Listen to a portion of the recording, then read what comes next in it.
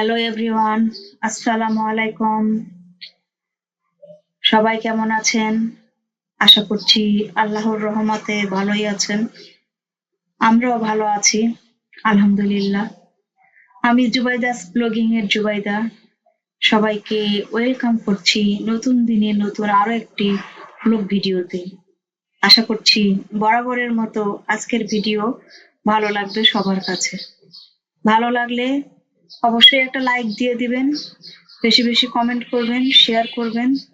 আর যদি বেশি ভালো লেগে থাকে তাহলে চ্যানেলটি সাবস্ক্রাইব করে আমার পাশেই থেকে যেতে পারেন।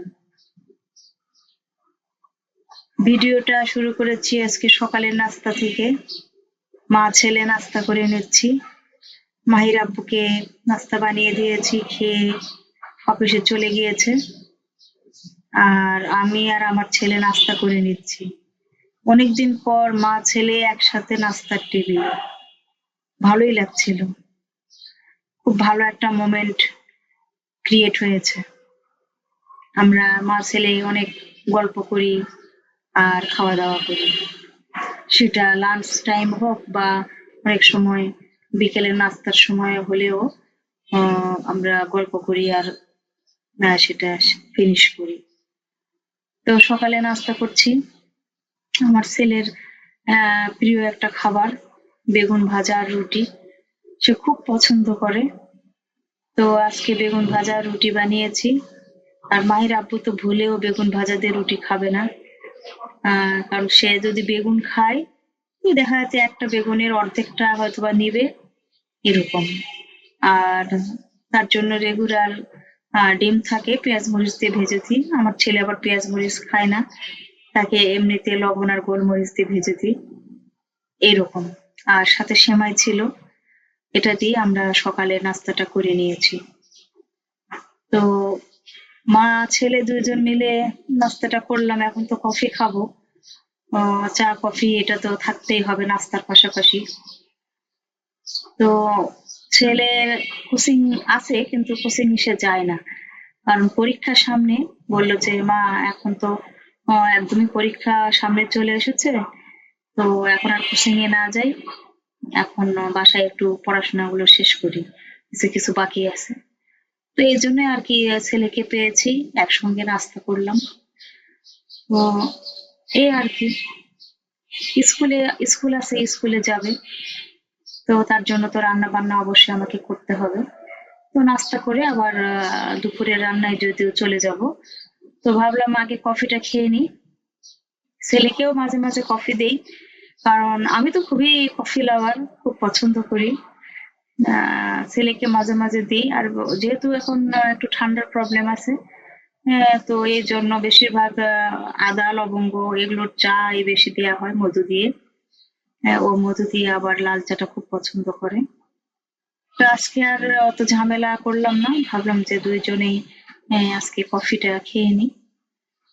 তো কফি বানিয়েছিলাম, বেশ মজা হয়েছিল। ও, আর মানে এখন সে আগের যুগে আর নেই যে মগে করে, মানে ছোট ছোট কাপে করে খাওয়া। এখন সবাই মগে করেই খায়। চা কফি যেটাই বলেন, একটু আসলে মগে করে বেশি পরিমাণে না খেলে মনে হয় তৃপ্তি হয় না। তো একটু কফি বানিয়ে নিচ্ছি, এখন দুজনেই খেয়ে নিব। তো কফিটা আসলে অনেক মজাই হয়, খেতে খুব ভালো লাগে। কারণ যারা কফি লাভার তাদের আসলে মানে কফি দেখলেই খেতে ইচ্ছা করে, এটা একটা ব্যাপার। তো এই যে বানিয়ে নিলাম। ছেলেকে বললাম যে নাস্তা যেহেতু করা হয়ে গিয়েছে, এখন কফি খেয়ে তারপরে আবার পড়তে বসো। আর আমি আবার গরম গরম কফি ছাড়া, চা হোক কফি হোক, একদমই মানে গরমটা ছাড়া খেতে ভালো লাগে না। আহ খুব গরম, মানে একদম ইনস্ট্যান্ট যেটা হয় সেটাই আমি খাই। ঠান্ডা জিনিস আমার একদমই ভালো লাগে না। আমার ছেলে এই যে তার মানে সে গরমটা আবার নিতে পারে না, এর জন্য তার একদম মানে সে ঠান্ডা করে খায় আর কি, এরকম একটা অবস্থা। সে বলে যে আমার জন্য কোল্ড কফি হলেই বেশি ভালো। তো এই দুজন মিলে তো ফিনিশ করলাম, করার পরে এখন দুপুরের রান্নায় চলে এসেছি। দুপুরে আজকে রান্না করব পালং শাক চিংড়ি মাছ দিয়ে, আর গরুর মাংস রান্না করব বাঁধাকপি দিয়ে। তো আগে চিংড়ি মাছ দিয়ে পালং শাকটাই রান্না করে নেব, তাড়াতাড়ি হবে, কারণ আমার ছেলে যেহেতু খেয়ে স্কুলে যাবে। আর গরুর মাংস আর বাঁধাকপি এটা হতে একটু সময় লাগবে। তো আগে আমি পালং শাক আর চিংড়িটাই রান্না করে নেব। তো এই যে আজকে আর রান্না বান্না শেয়ার করিনি। এই, আহ, চিংড়ি মাছ আর পালং শাক রান্না করে নিয়েছি, অফ ক্যামেরাতে ভাতও রান্না করে নিয়েছি। পালং শাকটা আসলে খেতে খুবই মজা হয়েছিল। আর চিংড়ি দিয়ে পালং শাক এই শীতের সময় কিন্তু খেতে বেশ মজা লাগে। আমার তো খুবই পছন্দ, আমার ছেলেও খুব পছন্দ করে। তো এই তো দুপুরে এটা খেয়ে নেব। আর পাশাপাশি তো এই গরুর মাংস বাঁধাকপি দিয়ে রান্না করছি, এটা এখনো চুলোতেই রয়ে গিয়েছে। এটা এখনো হচ্ছে। আর এখন তো শীত পড়ে যাচ্ছে, এই জন্য শীতের সময় এই গ্যাসের প্রবলেমটাও খুবই বেশি, খুবই অল্প তাপে রান্না হচ্ছে। তো গরুর মাংস আর বাঁধাকপি এটা অল্প তাপে রান্না হলে তো সমস্যা নেই, আস্তে আস্তে হোক, বেশ ভালোভাবে একদম মজে যাবে, তখন আসলে খেতেও কিন্তু ভালো লাগবে। তো ওদিকে তো রান্না হচ্ছে। আর রান্না বান্না শেষ করে গোসল করলাম, নামাজ আদায় করলাম, খাবার খেলাম। তারপরে দেখি যে দারাজ থেকে প্রোডাক্ট এসেছে। আমি 3টা প্রোডাক্ট অর্ডার দিয়েছিলাম, তো সেখান থেকে 2টা এসেছে। তো ভাবলাম যে 2টা যখন এসেছে তো 2টাই আমি শেয়ার করি। আর আরেকটা দেখাচ্ছে যে আগামীকাল আসবে। আহ, তো আগামীকাল আসবে, ওই জন্য আর অপেক্ষা না করে আজকে যে 2টা এসেছে ভাবলাম যে এই 2টাই আগে আপনাদের সাথে শেয়ার করি। আর নিজের যেহেতু পছন্দের জিনিস অর্ডার করেছি, তো এই জন্য আর মানে দেরি সহ্য হচ্ছিল না। এই জন্য আমি প্রোডাক্ট হাতে পাওয়ার সাথে সাথেই আনবক্সিং শুরু করে দিয়েছি, আর সেটা আপনাদের সাথেও শেয়ার করছি। আপনাদের কাছে এটা হয়তো অনেক আগের থেকে আছে, এটা নতুন কিছু না, এটা অনেক আগের প্রোডাক্ট, কিন্তু এটা আমার খুবই পছন্দের, আমি এটা এখন নিলাম। কিন্তু জিনিসটা যে এতটাই সুন্দর, এতটা ভালো, এতটা কাজের, এটা আসলে চিন্তারও বাইরে। এই চপারটা খুবই কাজের। আমার 2টা ব্লেন্ডার আছে, কিন্তু তারপরে নিব কি নিব না এই জন্যই আর কি ভাবতে ভাবতে এতদিন চলে গিয়েছে। তো ব্লেন্ডার তো আসলে অনেক বড় দেখা যায়, বের করো ঝামেলা হয়, আর এটা ছোট জিনিস। আর চপার হিসেবে এটা তো মানে খুবই ভালো। মানে আমি ব্যবহার করে খুবই স্যাটিসফাই, খুবই সুন্দর একটা জিনিস। যারা এখনো নেননি তারা যদি নেন তাহলে আমার মনে হয় উপকার পাবেন। আহ, খুবই কাজের একটা জিনিস, খুবই ভালো। তো চপার তো দেখিয়ে দিলাম, যেটা আমার কাছে খুবই ভালো লেগেছে। আহ, একদম মানে নাম্বার 1 একটা প্রোডাক্ট। রিভিউ খুব ভালো ছিল, যারা ব্যবহার করেন, ব্যবহার করে রিভিউ দিয়েছেন। রিভিউ দেখেছি, আর এমনিতেও জিনিসটা আমার খুবই পছন্দের ছিল, তো এর জন্য নিয়েই ফেলেছি। আর আরেকটা নিয়েছি, সেটা হচ্ছে কাবাব করার জন্য একটা মেশিন। কারণ আপনারা আগের ভিডিওতে হয়তো দেখেছেন যে আমি কতগুলো কাবাব করে ফ্রোজেনে রেখেছি, ফ্রোজেন করেছি আর কি। তো মানে এগুলো কাবাব বানানো, আবার ওই শিলপাটায় বেটে যে বানানো, এটা খুব কষ্ট হয়। সিদ্ধ করে শিলপাটায় বেটে এ, করতে অনেকটা টাইম লাগে।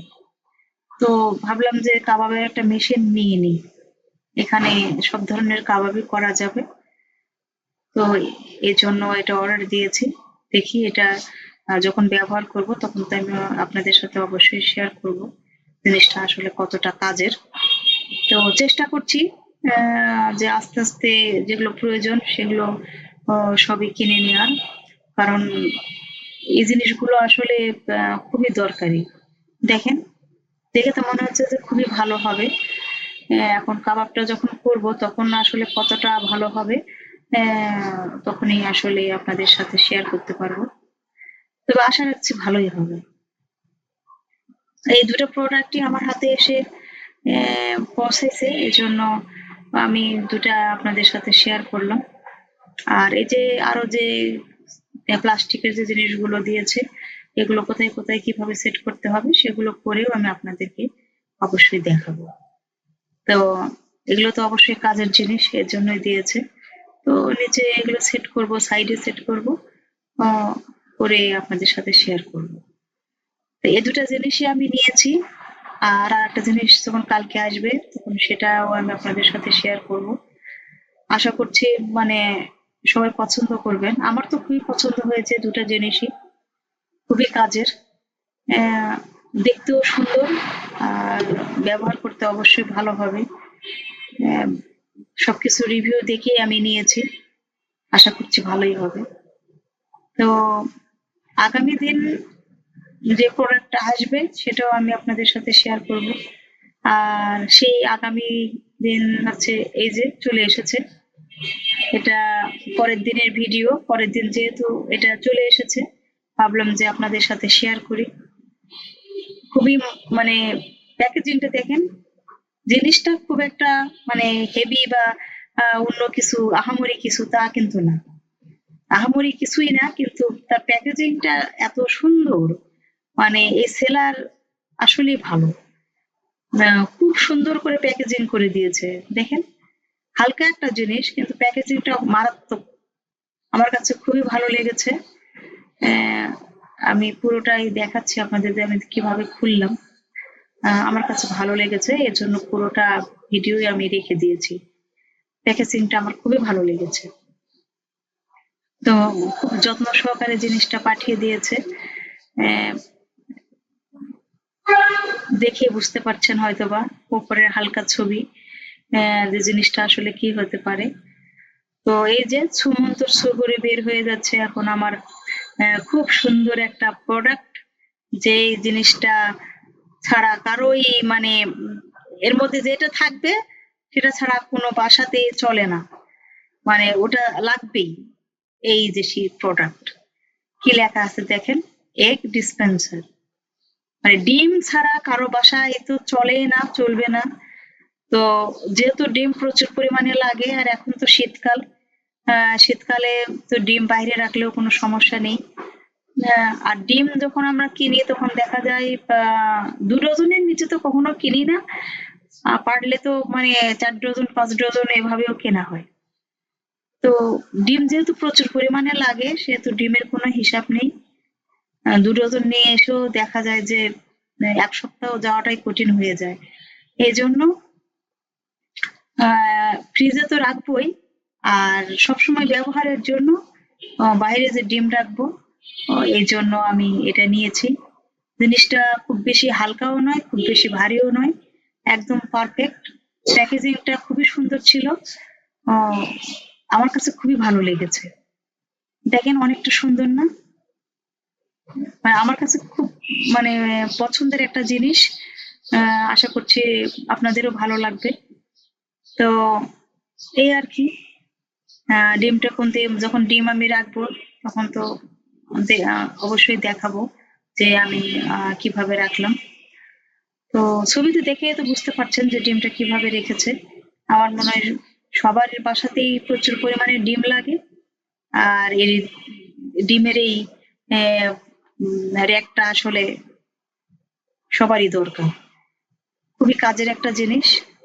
তো এই হচ্ছে আমার 3টা প্রোডাক্ট, যে 3টা জিনিস আমি সংসারের জন্য কিনেছি। তো এই যে আমি প্লাস্টিকের জিনিসগুলো সেট করে নিয়েছি, এগুলো দেখালাম।